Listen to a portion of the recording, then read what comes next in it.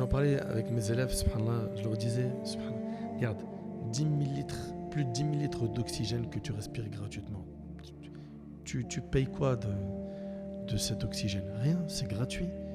Et puis c'est sans effort. Et sans ça, tu vis même pas.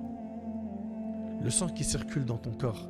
Là, pendant que je suis en train de parler, là, ce qui se passe dans mon corps, le cerveau, etc., les ordres qui sont donnés à droite et à gauche, qui gère tout ça? Qui m'a donné cette possibilité de pouvoir gérer mon corps de cette manière-là? Il y en a, ils rêveraient de parler, ils peuvent pas. Il y en a, ils n'ont jamais vu de leur vie une couleur, ils savent même pas ce que c'est. Il y en a, ils n'ont jamais entendu un son. Il y en a, ils n'ont jamais marché de leur vie. Il y en a, ils se sont jamais prosternés. Ils rêveraient de mettre leur front au sol, mais en handicap qui les empêche. Il y a même des gens parmi nous qui rêvent de jeûner. J'ai eu un de mes élèves, hafidhahullah, je n'oublierai jamais, subhanallah, il m'a dit, depuis l'âge de mes 16 ans environ, j'ai pas jeûné. J'ai un diabète tellement fort. Il m'a dit, Mouallim, s'il te plaît, donne-moi des clés pour pouvoir sentir le jeûne du mois de Ramadan. Je savoure plus rien.